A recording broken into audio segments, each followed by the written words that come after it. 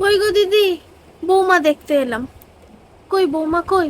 থাক মা, থাক থাক, এখনকার দিনে কেউ পায়ে হাত দিয়ে প্রণাম করে না, মা সুখী হও সুখী হও। তা গীতা দি, বৌমা তো বেশ আধুনিকই আছে, পোশাক আশাক দেখে তো তাই মনে হচ্ছে। কি দিদি, তুমি এখনো সেই পুরোনো দিনে পড়ে আছো? এখনো তুমি সবাইকে পোশাক আশাক দিয়ে বিচার করছো?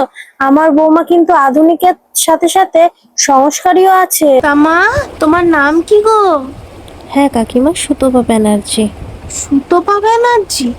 ও দিদি, তোমাদের তো টাইটেল সরকার, ও এখনো নামের টাইটেল চেঞ্জ করেনি। আমার বৌমাকে আমি বিয়ের দিন ঢুকতে না ঢুকতেই বলে দিয়েছি যে টাইটেল না চেঞ্জ করে এখানে বেশি দিন থাকা যাবে না। কি হয়েছে দিদি? আমরা ওসব টাইটেল নিয়ে মাথা ঘামাই না গো। আমার বৌমার তো একটা নিজস্ব পরিচয় আছে নাকি? আর তোমার মতন যদি শাশুড়ি আমি হতাম, তাহলে আমার ছেলেটাকেও তোমার ছেলের মতন ডিভোর্সি হয়ে রাস্তায় ফ্যাল ফ্যাল করে ঘুরে বেড়াতে হবে। সে যাই হোক গে। তা বৌমা যাও তো, একটা কড়া করে এক কাপ সুন্দর দুধ চা করে আনো তো। আচ্ছা কাকিমা। এই দাঁড়াও, না গো দিদি, আমার বৌমা তো এই দুদিন বিয়ে করে এসছে, আমি বৌমাকে রান্নাঘরে ঢুকতে দিই না গো। কিরে বাবা রমেন, বউকে কিন্তু এখন থেকে হাতের মুঠোয় রাখবি, একদম মাথায় তুলবি না বলে দিলাম।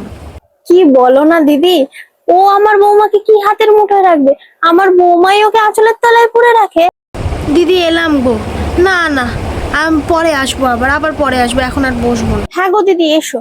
আর পরের বার থেকে এলে না আমার বৌমাটাকে একটু সম্মান দিয়ে কথা বলো।